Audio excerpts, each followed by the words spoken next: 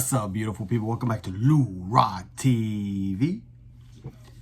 And right now, I'm watching Game 6 of the Rangers versus Houston. Hope the Rangers pull it off. They cannot blow a 2-0 lead.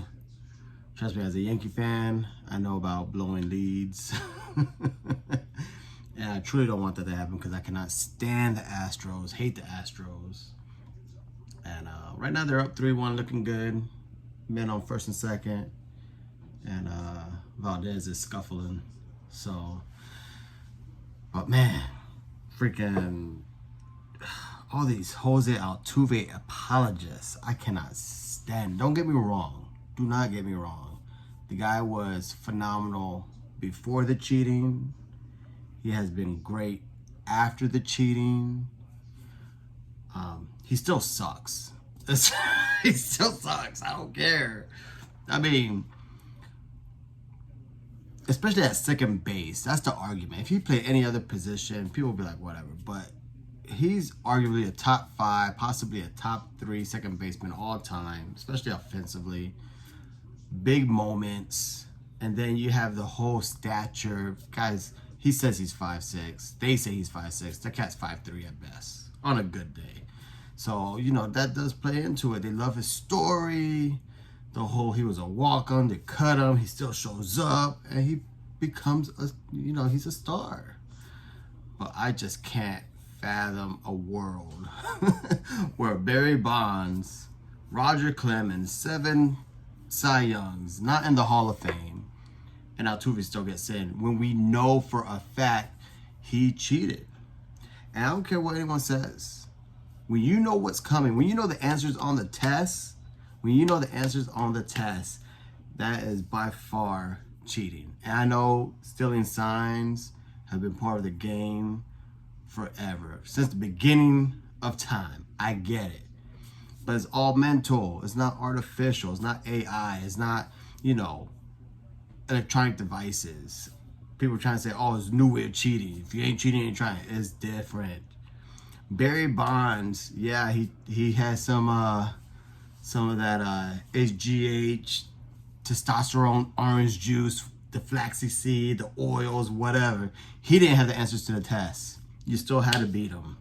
So I don't care what anyone says. If Bonds is out, Altuve is out.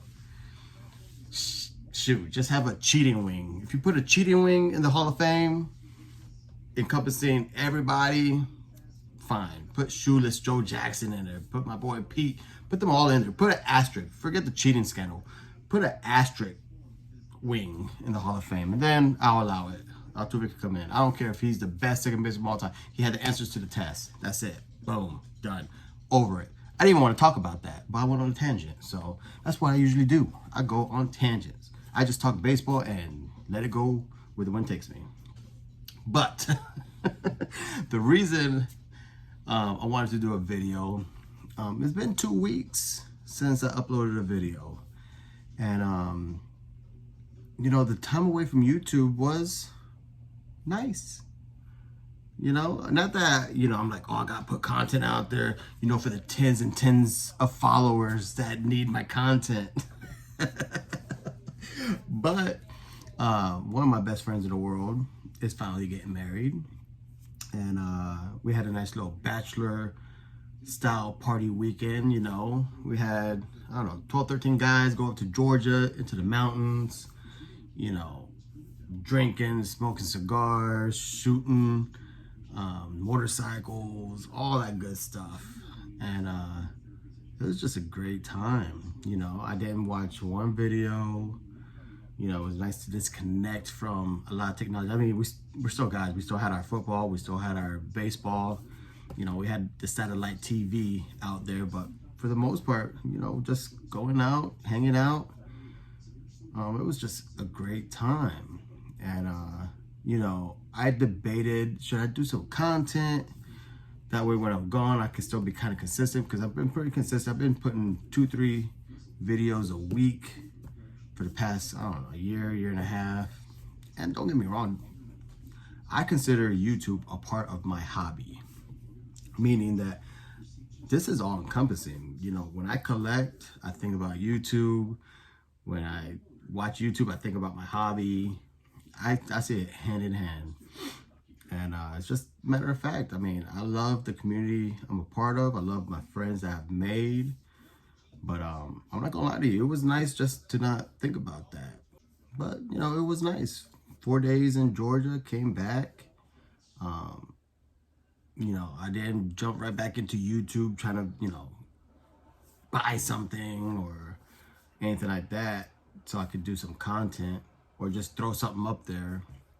There were a couple of VRs I wanted to do. I think I could still do a couple. But yeah, I mean, that's it. I mean, I came back, I started watching some videos, and one of the first videos I saw, I got notes. So, Tops 85 401. Love Nate. Nate's channel is phenomenal because he's super consistent with what he shows. And that's just cars that he loves. There's no investment talk. There's no how much my cars are worth. There's no, you know, if you buy this card, you can make 10x. You know, my man, he'll buy $1 Buster Posey. Oh, I got this Buster Posey Prism for $1. And I love it.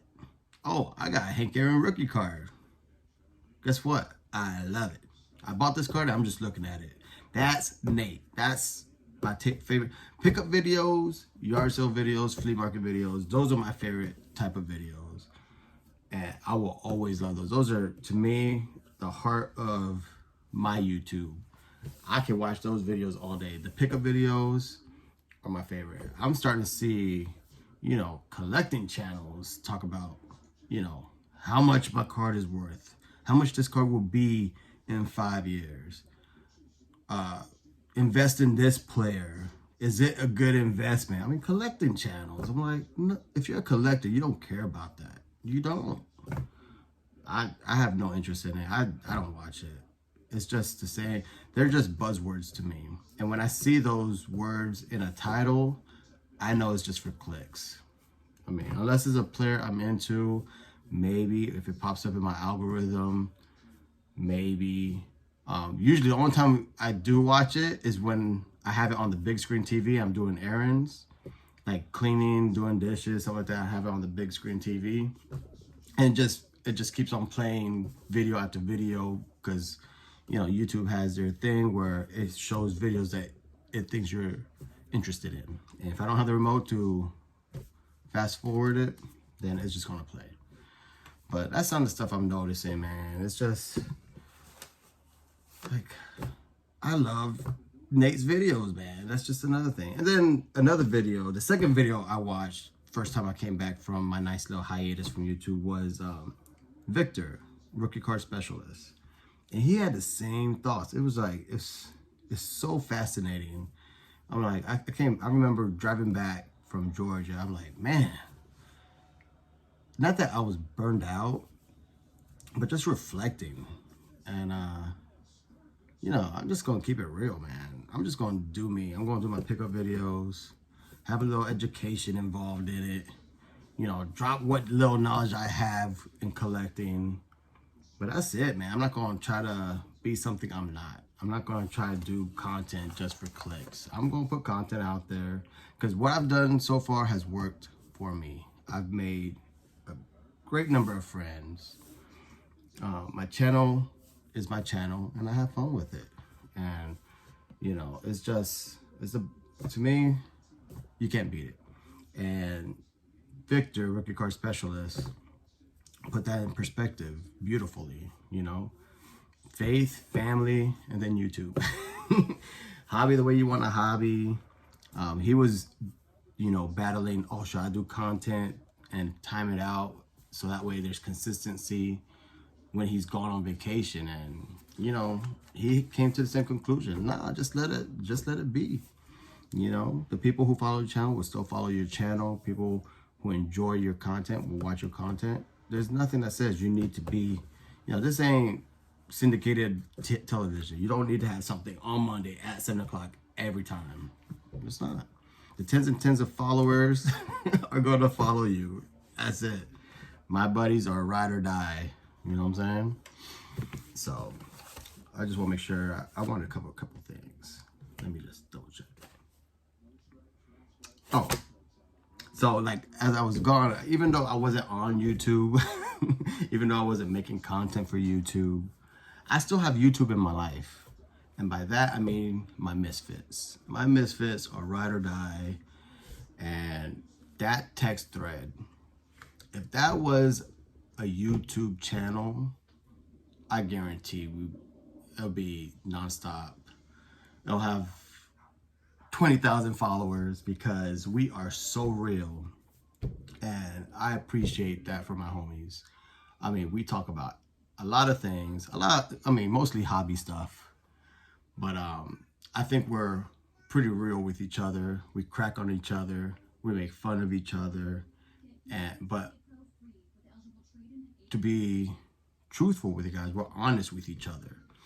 And I think it's a way, it's almost like YouTube therapy. I'm going to coin that. That's YouTube therapy. Because we could talk about the hobby. We could say what we want to say and not judge each other. We'll make fun of each other, but we won't judge each other. And I will always be grateful for my Misfits text thread. I wish you guys had the privilege of reading that text thread, but I digress. You can't read it. You can't read it. It's not PG at all. But love those guys. And yeah, that's my favorite part of YouTube. And you guys don't even know about it. That Misfits text thread is fire, bro. Fire. A lot of people think they can handle it, but they can't handle it. All right, what else I got? Oh, yeah. Okay, let's just get this out because this has affected me a lot, especially in my household. This Taylor Swift, Travis Kelce coverage. At first I thought, oh, it's cute. You know, a little pop culture into the NFL. The NFL is $1 billion company. It's the number one. I know baseball is my passion. It's no longer the national pastime. It's football, you know, and Taylor Swift has taken over it. And, you know, you could tell that the coverage has changed a little bit because they're not showing her as much. But for instance, today, my wife crushes me every time. She's like, you know, this Travie guy, this Uncle Travie, because now she watches their podcast, which I've watched already between Jason and Travis. This is a great podcast. But she's like, yeah, this Uncle Travie guy, Taylor's making him famous. Is he any good? Of course she's poking the bear. She's pressing buttons. She knows who the hell Travis Kelce is.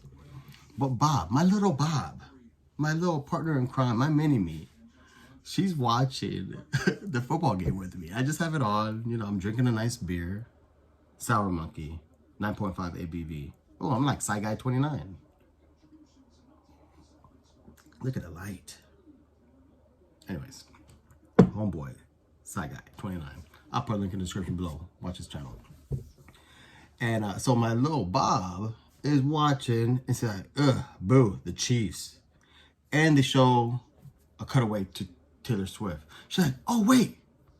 Taylor Swift is, oh, that's Travis' girlfriend. And then she's like, wait, Daddy, is this game live?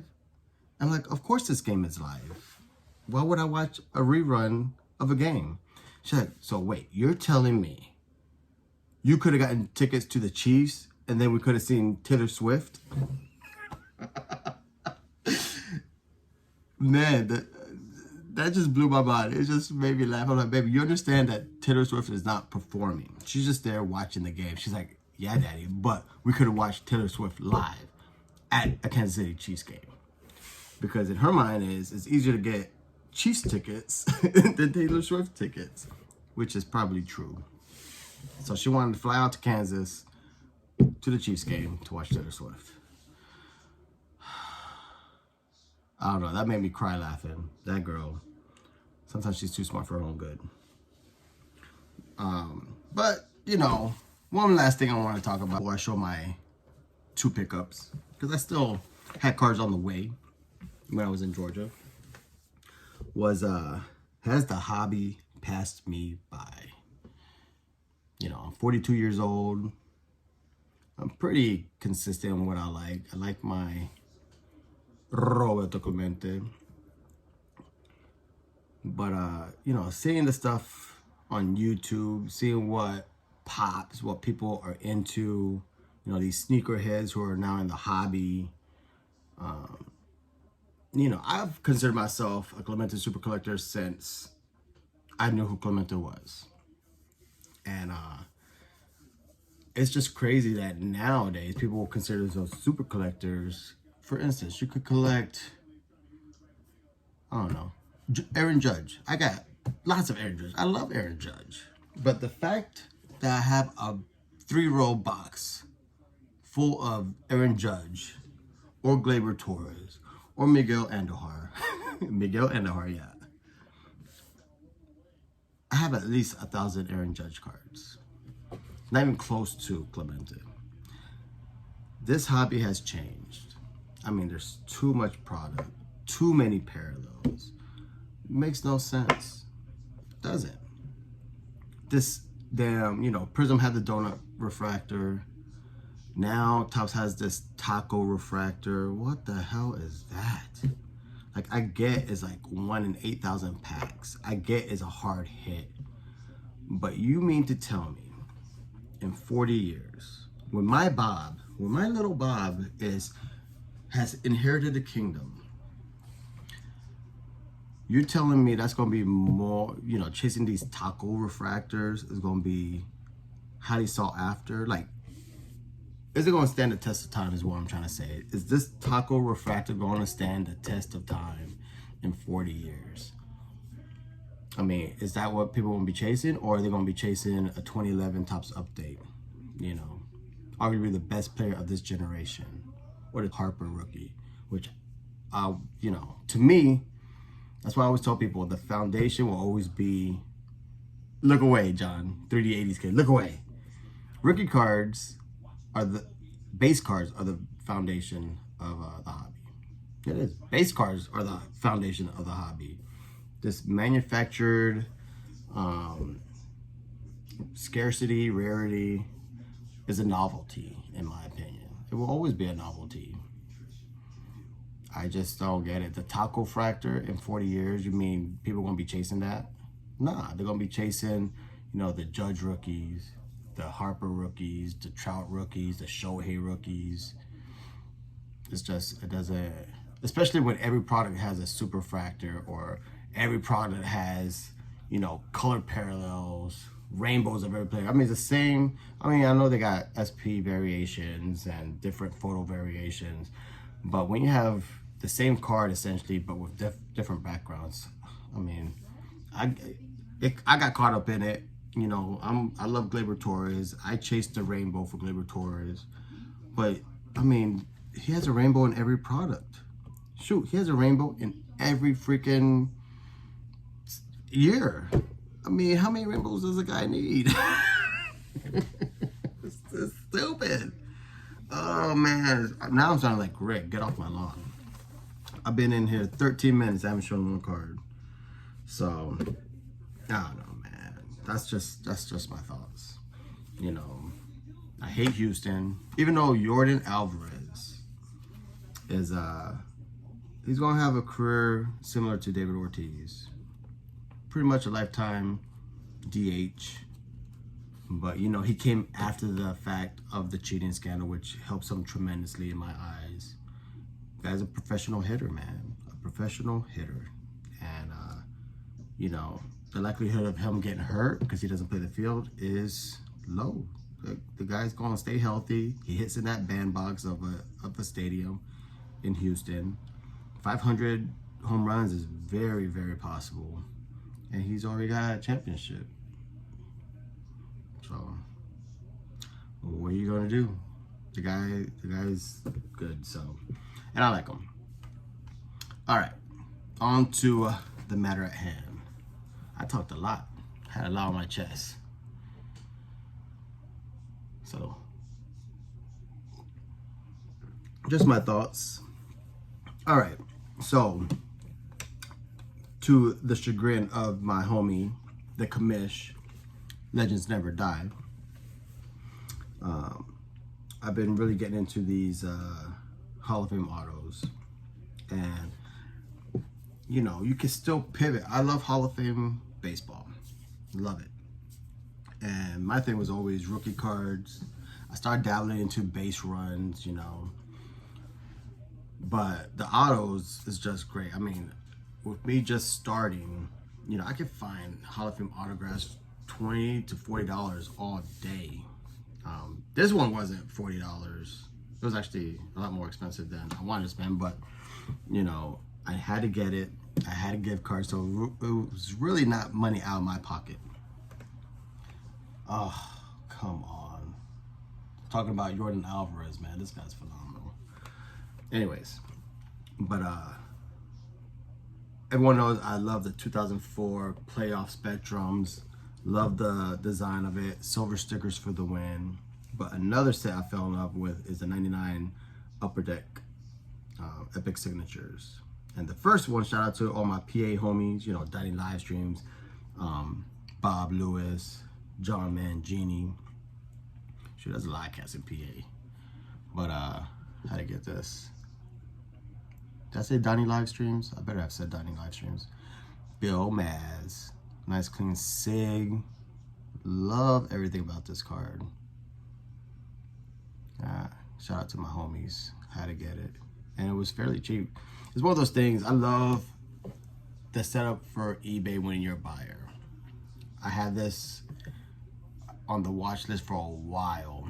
And I do dabble into, like, if I see a card I like, sometimes I go into their collection, into their store to see if they have other cards that are similar, especially if the price is good. The guy had buy it now for 40, but he also had best offer. And I was watching it. It's been a while, so I know he's probably just ready to get rid of it. But in his store, he sold everything. It wasn't just a baseball card store. He sold everything.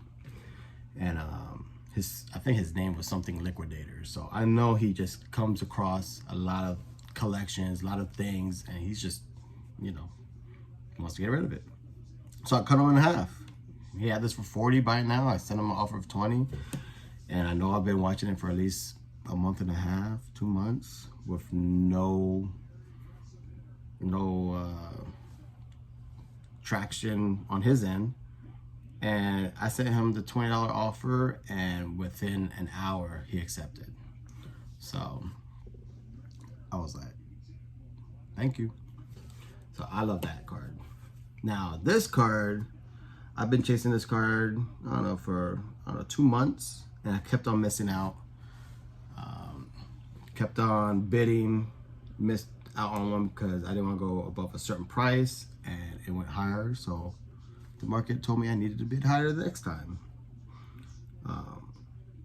It's good to be patient, but don't be foolish. I mean, stuff ain't free. And I missed out on it by a couple bucks. And since I had the gift card, I was like, I'm going to bid strong on this one. And I did. And I ended up with this Ernie Banks. So those are my two little pickups. Right channel. Little Bill Maz. Yeah. Little thumbnail action. But yeah, just a few thoughts from Lou Rock. I was away from YouTube. Still love YouTube, but it was nice to be on a little hiatus. But I'm back, baby. I'm back after 2 weeks. But yeah, with that, peace out. Go Yankees. Hopefully it's Phillies Rangers. That's what I'm hoping for. Can't stand the Astros. Astros just scored one. But Phillies Rangers, that's what I want. Love Bryce Harper. I'd rather have Bryce Harper's career than Mike Trout's. What say you?